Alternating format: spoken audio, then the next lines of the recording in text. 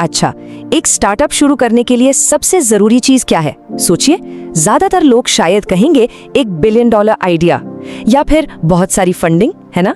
लेकिन क्या हो अगर मैं कहूं कि ये दोनों ही जवाब गलत है? जी हाँ, वाई कॉम्बिनेटर के को-फाउंडर पॉल ग्राहम कहते हैं कि सबसे बड़ी गलती फाउंडर्स आइडिया सोचने से भी पहले ही कर देते हैं। तो चलिए इस पूरी बातचीत में हम उनकी उसी चौंकाने वाली सलाह को डिकोड करते हैं जो शायद आपके सोचने का तरीका ही बदल दे। पॉल ग्राहम का ये कोट सब कुछ कह देता है। स्टार्टअप्स नेचुरल नहीं होते।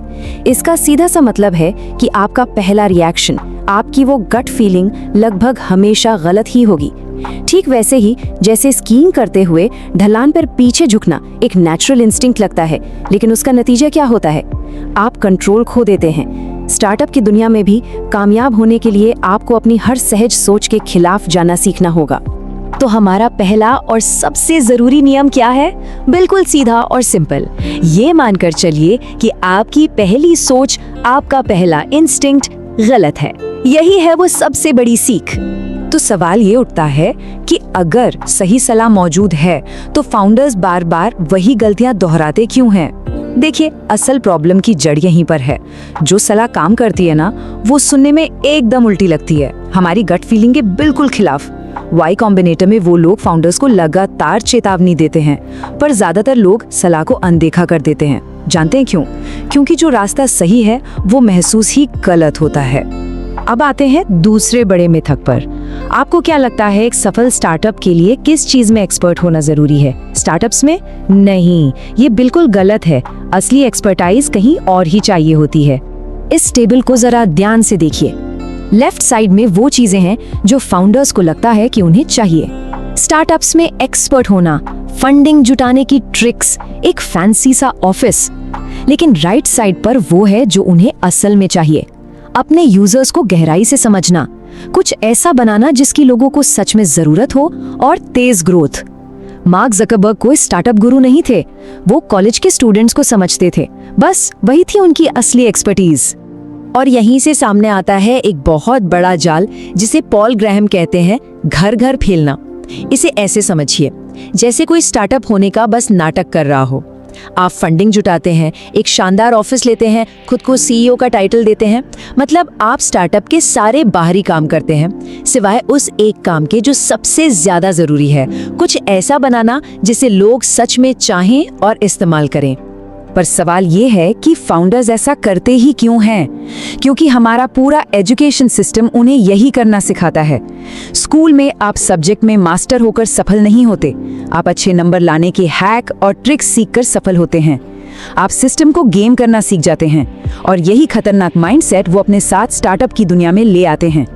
और बस यहीं से हम आते हैं तीसरी और सबसे कठोर सच्चाई पर। स्टार्टअप में खेल पूरी तरह बदल चुका है।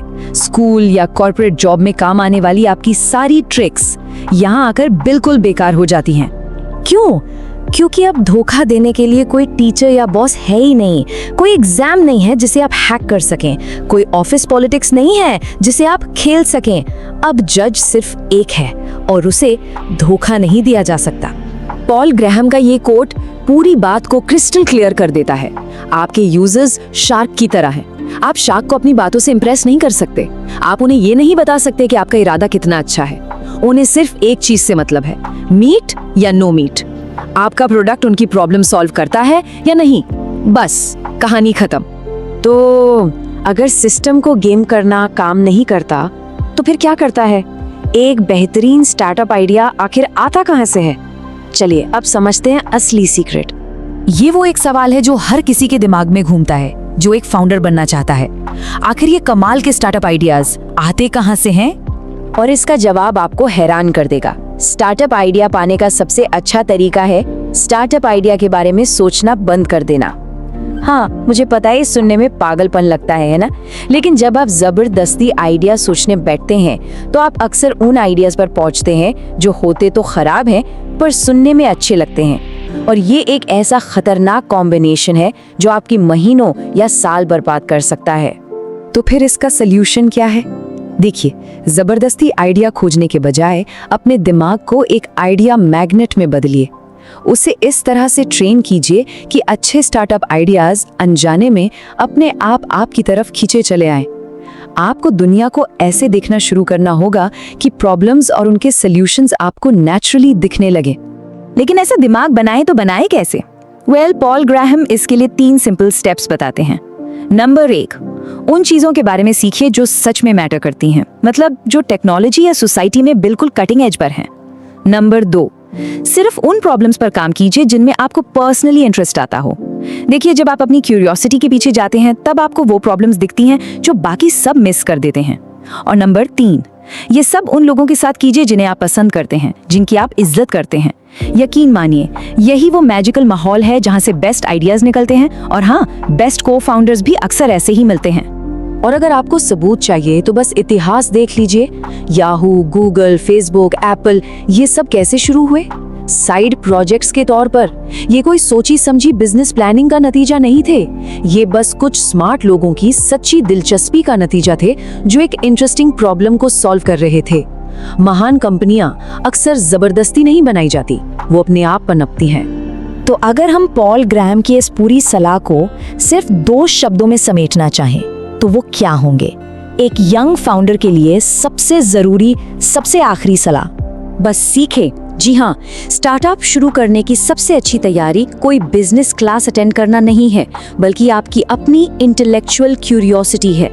उन चीजों के बारे में सीखें जो आपको अपनी तरफ खींचती हैं, क्योंकि वही ज्ञान आपको वो नजर देगा जिससे आप उन प्रॉब्लम्स को देख पाएंगे जिन्हें बाकी दुनिया नहीं देख पा रही। और एक अनदेखी प्रॉब्लम ही एक महान स्टार्टअप का असली जन्म स्थान होती है। तो एक कंपनी बनाने की कोशिश मत कीजिए, बस सीखते रहिए।